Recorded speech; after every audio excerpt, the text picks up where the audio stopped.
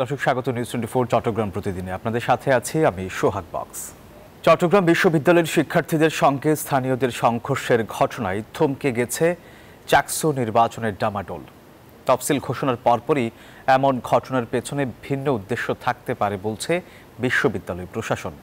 চাকসুর মনোনয়ন প্রত্যাশী সহ ছাত্র সংগঠনগুলোর নেতারা এই সংঘর্ষকে নির্বাচন বানচালের ষড়যন্ত্র হিসেবেই দেখছেন। নিরাপত্তা দিতে ব্যর্থ হওয়ায় বিশ্ববিদ্যালয় প্রশাসনের পদত্যাগ দাবি করেছে ছাত্রদল। নয়ন বড়ুয়া জয়ের রিপোর্ট। তুচ্ছ ঘটনাকে কেন্দ্র করে চট্টগ্রাম বিশ্ববিদ্যালয়ে ছাত্রদের দুপক্ষের মধ্যে সংঘর্ষের ঘটনা আগেও বহুবার হয়েছে, কিন্তু এলাকাবাসীর সাথে শিক্ষার্থীদের এমন দীর্ঘস্থায়ী রক্তক্ষয়ী সংঘর্ষ কখনো হয়নি। যে ঘটনায় আহত হয়েছেন শিক্ষক সহ ১৫০০-এর বেশি ছাত্রছাত্রী। জীবন মৃত্যুর সন্ধিক্ষণেও আছেন কয়েকজন। ক্যাম্পাসে এমন অদ্ভুত পরিস্থিতিতে যেন থমকে গেছে ছাত্র সংসদ নির্বাচনের হাকডাক। যেখানে শিক্ষার্থীদের নিরাপত্তা নেই, সেখানে চাকসু নির্বাচন আশা করছে না জাতীয়তাবাদী ছাত্রদল। ব্যর্থতার জন্য বিশ্ববিদ্যালয় প্রশাসনের পদত্যাগ দাবি তাদের। যে গোষ্ঠী নির্বাচনকে বানচাল করার জন্য সক্রিয় আছে, তারাই বিভিন্ন মাধ্যমে ক্যাম্পাসগুলোকে অস্থিতিশীল করার একটা প্রক্রিয়া চালাচ্ছে। এইদিকে বিশ্ববিদ্যালয় ছাত্র শিবিরের সভাপতি বলছেন, শিক্ষার্থীদের সাথে এই রক্তক্ষয়ী সংঘর্ষ চাকসু নির্বাচন বানচাল করার ষড়যন্ত্র। এটা আমাদের আশঙ্কার জায়গা যে আমাদের চাকসুর তফসিল ঘোষণার একদিন পরে এই ঘটনা ঘটলো। এটা আমাদের কাছে ষড়যন্ত্রের গন্ধ আমরা পাচ্ছি। তফসিল ঘোষণার পরপরই এমন ঘটনা চাকসু নির্বাচন নিয়ে ভিন্ন কোনো কারণ থাকতে পারে বলছে বিশ্ববিদ্যালয় প্রশাসন। নিজেদের আদর্শ দিয়ে, নিজেদের ব্যক্তিত্ব দিয়ে, নেতৃত্ব দিয়ে আমার মনে হয় সাধারণ শিক্ষার্থীদের মন জয় করা উচিত। কোনোভাবেই তাদেরকে মিসলিড করা উচিত না। তবে চাকসু নির্বাচনের প্রধান নির্বাচন কমিশনার বলছেন, তফসিলের পর খসড়া ভোটার তালিকা প্রকাশ করেছেন তারা। খসড়া ভোটার তালিকা ফাইনাল করার জন্য আমাদের প্রায় 11 দিনের মতো সময় আছে। আমার ধারণা এর মধ্যে বিশ্ববিদ্যালয় স্বাভাবিক হয়ে যাবে। স্বাভাবিক হয়ে গেলে আমাদের বাকি কাজকর্ম তো এরপরে শুরু। সুতরাং আমি এখনো কোনো ধরনের চ্যালেঞ্জ দেখছি না। বিশ্ববিদ্যালয়ের কেন্দ্রীয় ছাত্র সংসদ নির্বাচনের খসড়া ভোটার তালিকায় শিক্ষকের নামও রয়েছে।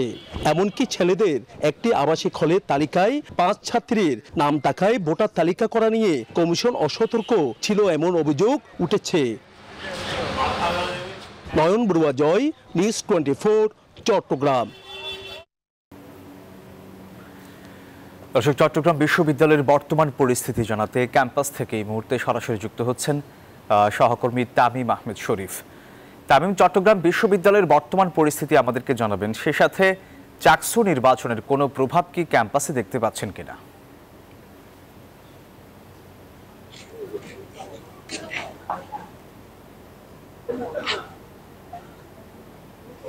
ধন্যবাদ সোহাগ। আপনি যেমনটি বলছিলেন, চট্টগ্রাম বিশ্ববিদ্যালয় গত 30 এবং 31শে আগস্ট যে রক্তক্ষয়ী সংঘর্ষ হয় শিক্ষার্থী এবং এলাকাবাসীর সাথে, সেই শিক্ষার্থীদের যে চাকসু নির্বাচন কেন্দ্র করে এটি হয়েছে কিনা এমনও অনেক শিক্ষার্থী মন্তব্য করছেন। আমরা দেখি যে শিক্ষার্থীদের এই রক্তক্ষয়ী সংঘর্ষে প্রায় 500-রও অধিক শিক্ষার্থী আক্রান্ত হয় এবং রক্তাক্ত হয়। এরই মধ্যে 3 জন শিক্ষার্থী এখনো আমরা যতটুকু জানি যে আইসিইউতে আছেন। এই শিক্ষার্থীদের যে একটা নির্বাচনে যে এক গ্রামাদল বেজে উঠেছিল, এরই মধ্যে এমন এক গ্রামবাসী এবং শিক্ষার্থীদের মধ্যে যে এক রক্তক্ষয়ী সংঘর্ষ হয়েছে, এতে চাকসু নির্বাচনে কিছুটা প্রভাব পড়েছে। একই সাথে আপনাকে বলতে চাই যে বিশ্ববিদ্যালয়ে যে ক্লাস পরীক্ষা ছিল, গত 5 দিন যাবৎ যেই ক্লাস পরীক্ষা স্থগিত হয়ে আছে। আজ বিশ্ববিদ্যালয় প্রশাসন আমাদের যেমনটা জানিয়েছিল যে ক্লাস পরীক্ষা শুরু হওয়ার কথা থাকলেও শিক্ষার্থীদের উপস্থিতি যেমন দেখা যায়নি। আমরা একজন শিক্ষার্থীর সাথে কথা বলবো যে বিশ্ববিদ্যালয়ের অবস্থা এখন আপনি কেমন দেখছেন? বিশ্ববিদ্যালয়ে এই মুহূর্তে কিছুটা অস্বাভাবিক অবস্থা বিরাজ করছে। যদিও বিশ্ববিদ্যালয় প্রশাসন ক্লাস পরীক্ষা কিছুদিন স্থগিত রেখেছিল, আজকে থেকে শুরু হওয়ার কথা থাকলেও ছাত্রদের মধ্যে, বিশেষ করে ক্যাম্পাসের বাইরে যারা আছে তাদের মধ্যে এখনো ভীতিকর একটি অবস্থা তাদের ভিতরে বিরাজ করছে। এ কারণে স্বতঃস্ফূর্ত অংশগ্রহণ ক্লাসে হচ্ছে না, বিধায় অনেক ডিপার্টমেন্ট তাদের পরীক্ষাগুলো স্থগিত আবারও করেছে। এবং আপনি নির্বাচন নিয়ে কি ভাবছেন আমাদের জানাবেন একটু, চাকসু নির্বাচন?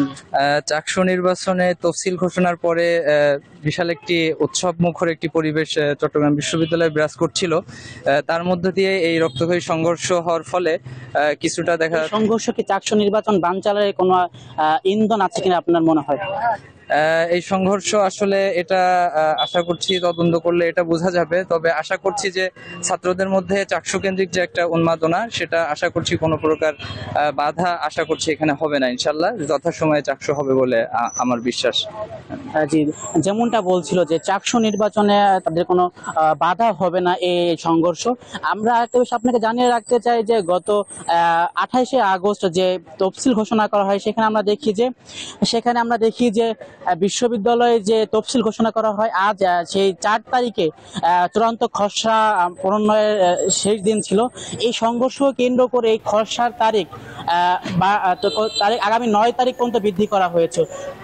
এই ছিল চট্টগ্রাম বিশ্ববিদ্যালয় থেকে সর্বশেষ তথ্য। ফিরে যাচ্ছি সোহাগের কাছে। তামিম, আপনাকে ধন্যবাদ।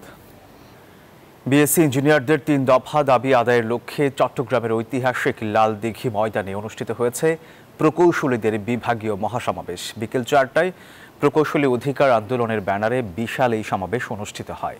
6 মাস ধরে প্রকৌশলীদের অধিকার আদায়ে 3 দফা দাবিতে দেশ জুড়ে আন্দোলন করে আসছেন বিভিন্ন বিশ্ববিদ্যালয়ের প্রকৌশল শিক্ষার্থীরা। এরই অংশ হিসেবে রংপুরের পর আজ চট্টগ্রামে অনুষ্ঠিত হয়েছে এই মহাসমাবেশ। এতে চুয়েট সহ চট্টগ্রামের বিভিন্ন বিশ্ববিদ্যালয়ের প্রকৌশল বিভাগের শিক্ষক, শিক্ষার্থী সহ আরও অনেকেই উপস্থিত ছিলেন।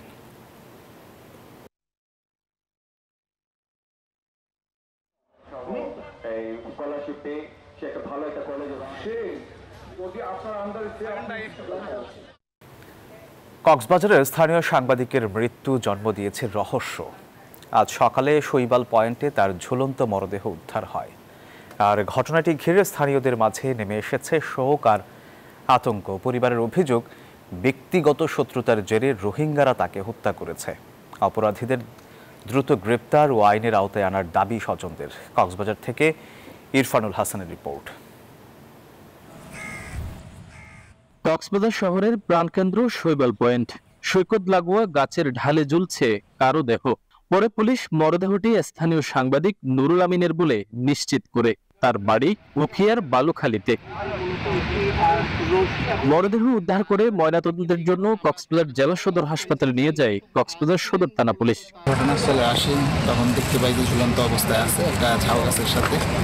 পরে যে স্থানীয় লোকদের সহায়তায় লাশ নামাইছে এবং সুরক্ষা করছে। এদিকে পরিবারের দাবি, ব্যক্তিগত শত্রুতার জেরে রোহিঙ্গারা হত্যা করেছে নুরুল আমিনকে। অপরাধীদের দ্রুত শনাক্ত করে আইনের আওতায় আনার দাবিও জানান তারা। তখন মূলত ঘটনা আর ভাই পুত্রের যে মাই আর বাবু মারক, ভাই মারক, আর জন মারক, বন্ধু মারক, যে মারি মারক, ইয়া যাচাই করে সঠিক বিচার গান আইসাই আইনের আম তাইতারা রানো।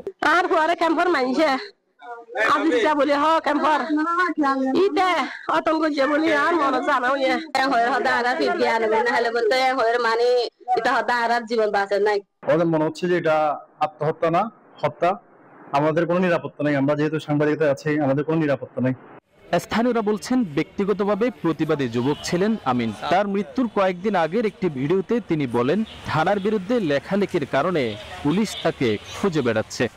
আমরা শুধু আত্মহত্যা করব, আমাদের যদি আমি আত্মহত্যা বা কোনো কিছুর সাথে সংক্ষিপ্ত হই, আমার শুধু এই দায়ভার থাকবে ওকে থানার পুলিশের কারণে আমি আত্মহত্যা করব। এদিকে একের পর এক অপমৃত্যুর ঘটনায় প্রশ্ন উঠছে কক্সবাজারের আইন শৃঙ্খলা পরিস্থিতি নিয়ে। শহরকে নিরাপদ রাখতে পুলিশের আরো কঠোর হতে হবে বলে মনে করছেন সংশ্লিষ্টরা। ইরফানুল হাসান, নিউজ 24, কক্সবাজার। দর্শক, এই নিয়ে সর্বশেষ খবর জানাতে এই মুহূর্তে আমাদের সাথে যুক্ত হচ্ছেন কক্সবাজার থেকে সহকর্মী ইরফানুল হাসান। ইরফান, সাংবাদিকের মৃত্যুর আসল কোনো কারণ জানা গেছে কিনা এবং সেই সাথে এইখানে মামলা হয়েছে কিনা আমাদের জানাবেন, কতটুকু জানতে পেরেছেন?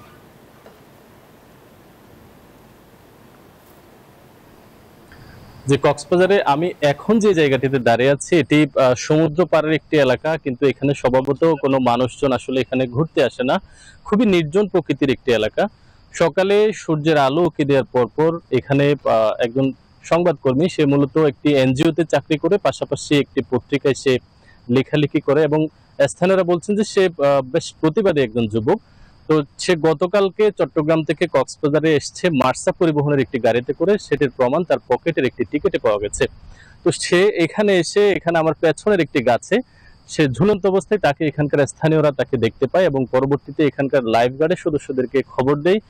লাইফ গার্ডের সদস্যরা 999-এ কল দিলে এখানে পুলিশ আসে এবং তার লাশ উদ্ধার করে কক্সবাজার সদর থানা পুলিশ মর্গে নিয়ে যায়। কিন্তু এখন পর্যন্ত পরিবার যে তথ্যটি আমাদের দিয়েছে, রোহিঙ্গা ক্যাম্পে কয়েকজনের সাথে তার শত্রুতা ছিল এবং তারাই হয়তোবা তাদের সন্তানকে হত্যা করেছে বলে তারা আমাদেরকে জানিয়েছে। তবে তার মা যেটি বলছে এবং পাশাপাশি তার তিনি মারা যাওয়ার কয়েকদিন আগে আসলে একটি ভিডিও বার্তা তিনি দিয়েছেন এবং সেখানে তিনি বলেছেন যে থানা থেকে তাকে খোঁজা হচ্ছে এবং তার কারণেই তার মৃত্যু হয়েছে। তবে এই ঘটনায় এখন পর্যন্ত কোনো মামলার খবর আমরা পাইনি, বরঞ্চ তারা বলছেন যে পুলিশকে আসলে আরো বেশি খুঁজে করে তদন্ত করে মূলত এটি আসলে বের করার জন্য তারা দাবি জানিয়েছেন। এই ছিল কক্সবাজারে সাংবাদিক হত্যাকাণ্ডের সর্বশেষ খবর। ধন্যবাদ আপনাকে। কক্সবাজারের বাঁকখালী নদী দখলমুক্ত করতে টানা চতুর্থ দিনের মতো উচ্ছেদ অভিযান চালিয়েছে জেলা প্রশাসন ও বিআইডব্লিউটিএ। বৃহস্পতিবার সকাল 10টায় শুরু হওয়া অভিযানে নদীর দুই তীরে গড়ে ওঠা শতাধিক অবৈধ স্থাপনা গড়িয়ে দেওয়া হয়েছে। এই সময় জেলা প্রশাসন, বিআইডব্লিউটিএ, পুলিশ, র্যাব সহ আইন শৃঙ্খলা বাহিনীর কয়েক শতাধিক সদস্য উপস্থিত ছিলেন। দখলদারদের পক্ষ থেকে বাধা ও হামলার চেষ্টা হলেও আইন শৃঙ্খলা বাহিনীর কঠোর অবস্থানে পরিস্থিতি নিয়ন্ত্রণে আসে। হাইকোর্টের নির্দেশনায় সোমবার থেকে শুরু হওয়া এই উচ্ছেদ অভিযান কার্যক্রম চলবে বৃহস্পতিবার বিকেল পর্যন্ত।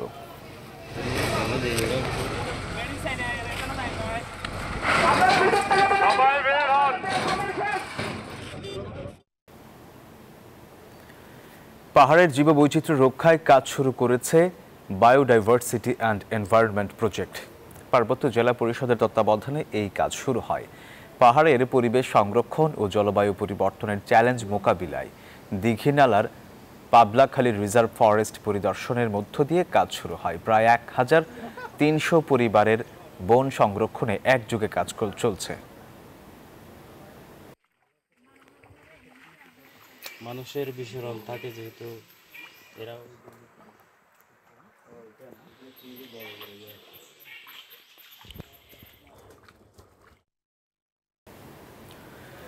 চট্টগ্রাম বিশ্ববিদ্যালয়ের শিক্ষার্থী ও স্থানীয়দের হামলার ঘটনায় সুষ্ঠু বিচার, প্রশাসনের পদত্যাগ এবং শিক্ষার্থীদের নিরাপত্তা সহ 7 দফা দাবিতে বিক্ষোভ সমাবেশ করেছে শিক্ষার্থীরা।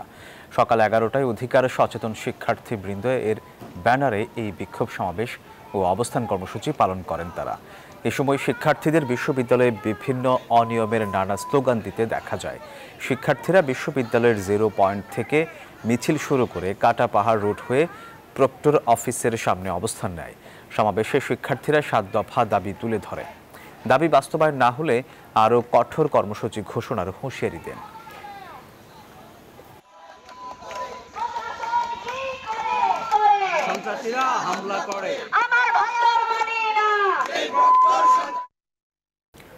আগামী নির্বাচনে তারেক রহমানের হাতকে শক্তিশালী করার লক্ষ্যে নোয়াখালীতে গণতন্ত্রের অগ্রযাত্রায় বাংলাদেশ স্লোগানে বিএনপির 47তম প্রতিষ্ঠা বার্ষিকী উপলক্ষে কৃষক শ্রমিক জনতার সমাবেশ হয়েছে।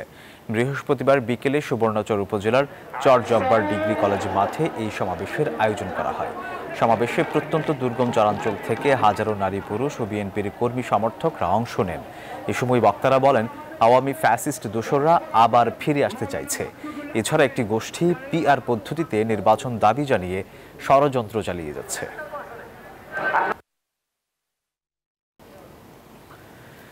লক্ষ্মীপুরের প্রান্তিক জনগোষ্ঠীর প্রায় 5 শতাধিক রোগীকে বিনামূল্যে চক্ষু চিকিৎসা সেবাদান কর্মসূচি পালিত হয়েছে। বুধবার রামগঞ্জ উপজেলার বালুয়া চৌমোহনীতে এই চিকিৎসা সেবাদান কর্মসূচির আয়োজন করা হয়। ক্যাম্পেইনের মাধ্যমে রোগীদের বিনামূল্যে চশমা ও ওষুধ বিতরণ করা হয়। সেবাপ্রাপ্ত 70 ভাগই ছিলেন নারী।